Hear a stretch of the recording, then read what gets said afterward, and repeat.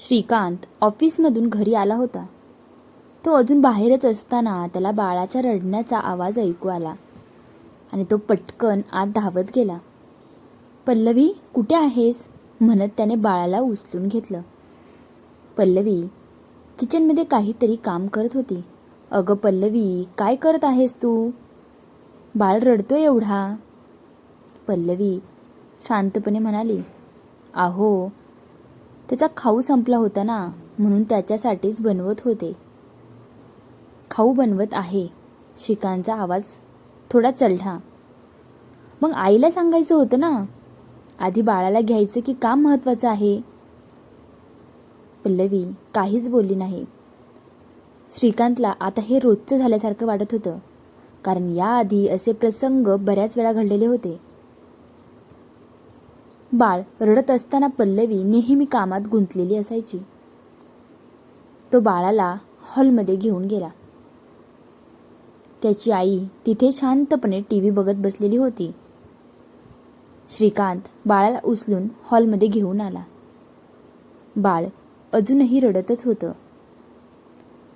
आता तो थोडा चिडून आईला म्हणाला, आई, बाळ एवढं रडतंय आणि पल्लवी किचनमध्ये काम करते आणि तू इथे मस्त टीव्ही बघत बसली आहेस. आई, तुला काहीच वाटत नाही का? आई शांतपणे म्हणाली, अरे मला आता होत नाही एवढं, वय झालं आहे माझं, आणि हो, जेव्हा करायचं होतं तेव्हा मी खूप केले, त्यामुळे आता मला काही कोणी सांगायचं नाही. श्रीकांत लगेच म्हणाला, आई, तू बायकोची बाजू घेऊन मला नको बोलत जाऊ, अशी आई त्याला म्हणाली. आईचा आवाज थोडा वाढला होता. मी कोणाची बाजू घेत नाहीये, मी फक्त खरं बोलतोय.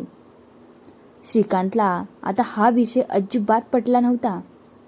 तो थोडा रागातच म्हणाला, आई, 2 वर्षापूर्वी दीदीची डिलिव्हरी झाली होती. तेव्हा तुला सगळं जमत होतं. दीदीचं खाणं पिणं, बाळाला घेणं, बाळाला अंघोळ घालणं, बाळाची मालिश करणं, हे सगळं तू व्यवस्थित करत होतीस. आणि आता तुला काय झालं?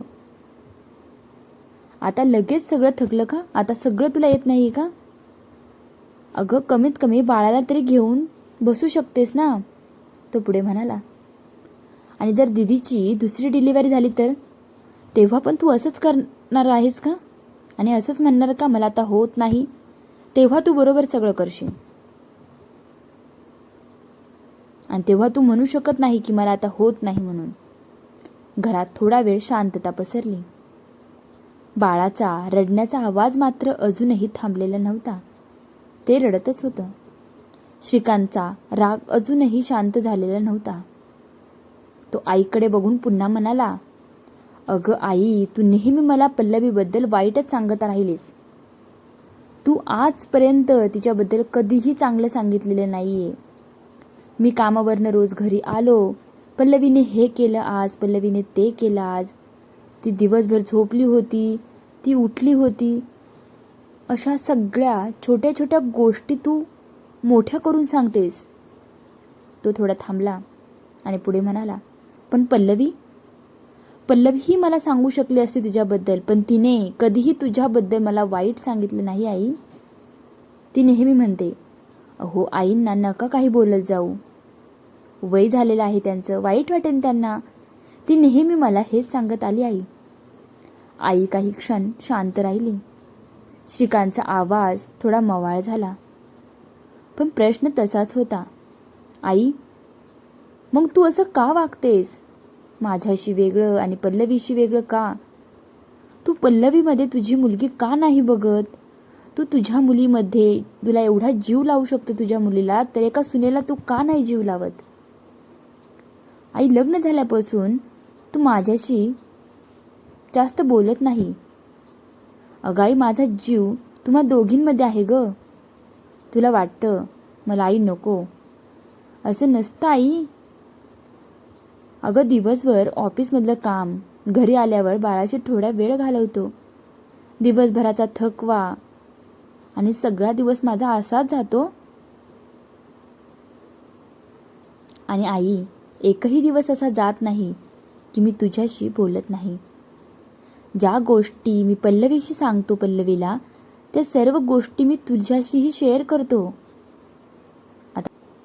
आता घरामध्ये थोडी शांतता पसरली. श्रीकांत पुढे म्हणाला, अगं आई, कुटुंबामध्ये फक्त एकाने चांगलं वागून सगळं नीट होत नाही ग. आपल्याला जर एकत्र कुटुंब ठेवायचं असेल ना, तर सगळ्यांनी तसंच वागावं लागतं. तेव्हाच त्याला एकत्र राहणं म्हणतात. श्रीकांत आता काही क्षण गप्प उभा राहिला. त्याच्या हातात रडणारं बाळ शांत होत नव्हतं, पण घरातलं वातावरण मात्र हळूहळू वेगळंच वजन घेऊन बसलं होतं. आणि आई काही क्षण शांत उभी राहिली. ती काहीच बोलली नाही, कारण श्रीकांतचे शब्द मनात खोलवर लागले होते आणि तिच्या चेहऱ्यावर थोडा अपराधीपणा दिसू लागला होता. ती हळू आवाजात म्हणाली, अरे, मला असं वाटत नव्हतं की एवढं सगळं वाटेल तुला. श्रीकांत थोडा वेळ शांत झाला, पण त्याचा मुद्दा स्पष्ट होता. त्यानंतर तो म्हणाला, आई, तू काही काम करावं असं पल्लवीलाही नाही वाटत आणि असं मलाही नाही वाटत. तो पुढे म्हणाला, पण आमच्या दोघांचीही एकच इच्छा आहे. कमीत कमी जेव्हा पल्लवी काम करते ना, तेव्हा तरी तू बाळाकडे लक्ष दिलं पाहिजे. अगं, बाळ अजून लहान आहे, रडतो तेव्हा तरी त्याला कोणीतरी हवं असतं. आईने बाळाकडे पाहिलं. तो अजूनही थोडासा हुंदकत होता. आई हळूच पुढे आली आणि म्हणाली, ठीक आहे रे, मला कळलं, मी थोडं लक्ष देईन. श्रीकांत काहीच बोलला नाही, फक्त बाळाला छातीशी जवळ घेतलं आणि घरातलं वातावरण हळूहळू शांत होत गेलं. सासूबाईंनी हळूच पुढे येऊन श्रीकांत जवळून बाळाला घेतलं. बाळ अजूनही थोडं रडत होतं, पण त्यांच्या कुशीत गेल्यावर शांत होऊ लागलं. त्या त्याला अलगद हलवत होत्या, त्याला प्रेम करत होत्या आणि त्याच्याकडे खूप निरागसपणे बघत होत्या. आणि थोड्या वेळाने बाळ पूर्ण शांत झालं. सासूबाईंच्या डोळ्यात थोडं ओलसरपणा आला आणि त्या हळू आवाजात म्हणाल्या, खूप चुकलं माझं रे, पण आता नाही, मी याला आता विसरणार नाही. श्रीकांत काही बोलला नाही. त्याने फक्त आईकडे आणि बाळाकडे एकदा पाहिलं. घरातलं वातावरण आता थोडं हलकं झालं होतं, पण प्रत्येकाच्या मनात काहीतरी शिकवून गेलेलं होतं. मित्रांनो, मैत्रिणींनो, कुटुंबामध्ये नात्यापेक्षा मोठं काहीच नसतं. काम कितीही महत्त्वाचं असलं तरी लहान बाळाला प्रेम, वेळ आणि आधार याची सर्वात जास्त गरज असते आणि आपण ती दिली पाहिजे. आणि एकत्र कुटुंब तेव्हा सुंदर वाटतं जेव्हा प्रत्येक जण एकमेकांना समजून घेतो आणि एकमेकांना दोष देण्याऐवजी साथ देतो. तुम्ही मला कमेंट करून नक्की सांगायचं आहे की तुमच्या घरात अशी परिस्थिती आली तर तुम्ही काय कराल. कमेंटमध्ये मला नक्की सांगा. व्हिडिओ तुम्हाला कसा वाटला ते कमेंट बॉक्समध्ये नक्की लिहायचं आहे. आणि व्हिडिओला लाईक करा सर्वांनी. चॅनलवर जर नवीन असाल तर चॅनलला आपल्या नक्की सबस्क्राईब करा.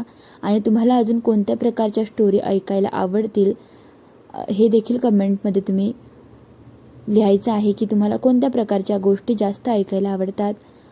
आणि चॅनलवर नवीन असाल तर नक्की सबस्क्राईब करून ठेवायचं आहे, त्यामुळे नवीन व्हिडिओ तुमच्यापर्यंत नक्कीच पोहोचतील. आणि मित्रांनो, मैत्रिणींनो, आजची स्टोरी तुम्हाला कशी वाटली हे मला तुम्ही सर्वांनी कमेंट करून नक्की सांगायचं आहे. म्हणजे तुमच्या भावना माझ्यापर्यंत नक्की पोहोचल्या पाहिजे की तुम्हाला ही स्टोरी कशी वाटली. आपण भेटूया पुढच्या व्हिडिओमध्ये. तोपर्यंत सर्वांना नमस्कार. भेटूया आपण लवकरच.